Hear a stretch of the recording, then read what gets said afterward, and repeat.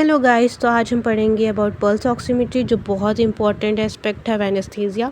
सबसे पहले हम पेशेंट का पल्स ऑक्सीमीटर ही देखते हैं। क्या है ये? फिफ्थ वाइटल साइन है, नॉन इन्वेजिव मेथड है जिससे हमें पता चलता है कि हीमोग्लोबिन कितना सैचुरेटेड है ऑक्सीजन से। कैसे? By transmitting light through tissue. पहले हम ईयर ऑक्सीमीटर यूज़ करते थे जो बहुत एक्सपेंसिव होता था, पर अब हम लाइट एमिटिंग डायोड यूज़ करते हैं, फोटो डिटेक्टर्स यूज़ करते हैं, माइक्रो प्रोसेसर्स यूज़ करते हैं और ये बहुत स्मॉलर होते हैं, लेस एक्सपेंसिव होते हैं। इसमें क्या देखते हैं हम कि लाइट कैसे अब्जॉर्ब होती है through the pulsatile arterial component, तभी इसको पल्स ऑक्सीमीटर्स कहते हैं। अब हमारी अमेरिकन सोसाइटी ऑफ एनेस्थीसियोलॉजिस्ट और American association of nurse anaesthetist ने ये बोला है कि भाई इसको इंट्रा ऑप और पोस्ट ऑप मॉनिटरिंग के लिए एक assessment of exudation is standard थे। क्यों? क्योंकि एक स्टडी डिटरमाइन करती है कि फर्स्ट वार्निंग साइन हो सकता है इन 27% ऑफ सिचुएशन और unanticipated intensive care unit admission decrease हो चुके हैं after introduction of pulse oximetry. अब हम पढ़ेंगे कि इसका ऑपरेटिंग प्रिंसिपल कैसे काम करता है ये। तो ये हमारी सैचुरेशन देखता है, बेसिकली SpO2 हम बोलते हैं, क्योंकि इसकी डिफरेंशियल अब्जॉर्प्शन होती है रेड लाइट और इंफ्रारेड लाइट की। दो लाइट हम एमिट करते हैं, रेड लाइट और इंफ्रा, और इन दोनों की अलग अलग वेव लेंथ होती है।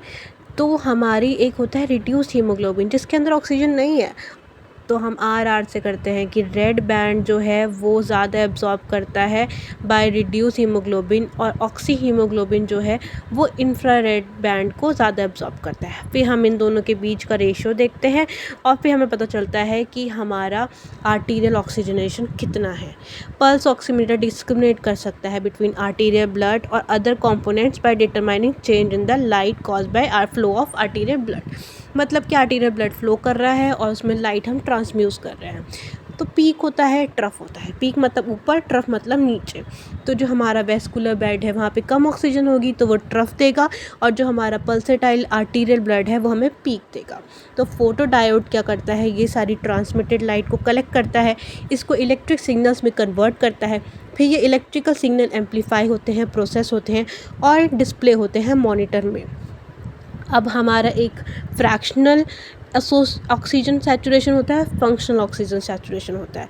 फ्रैक्शनल में क्या है, ratio of oxy hemoglobin to sum of all hemoglobin, whether वो बाइंड कर रहे हैं कि नहीं। पर फंक्शनल के अंदर वो ही हीमोग्लोबिन लेते हैं जो बाइंड करने की कैपेसिटी रखते हैं, मतलब जो काम कर रहे हैं।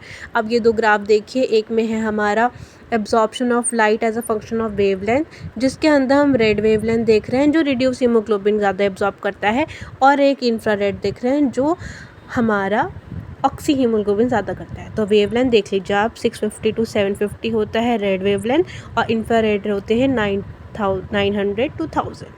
अब बहुत सारी टाइप की पल्स ऑक्सीमेट्री होती है। सबसे पहले होती है ट्रांसमिशन पल्स ऑक्सीमेट्री, फिर होती है reflectance pulse oximetry. Transmission pulse oximetry most common use होती है। इसमें क्या करते हैं कि हम लाइट बीम ट्रांसमिट करते हैं वेस्कुलर बेड से, और अपोजिट साइड ऑफ बेड को देखते हैं कि कितनी लाइट पास हो रही है उससे। रिफ्लेक्टेंस में क्या होता है कि रिफ्लेक्ट करते हैं। ट्रांसमिशन में पूरा का पूरा एब्जॉर्प्शन हो रहा है और हम दूसरे एंड पे देख रहे हैं, पर रिफ्लेक्शन में क्या होता है कि कितनी वापस रिफ्लेक्ट होके जा रही है, तो हम इसे सैचुरेशन डिटेक्ट करते हैं।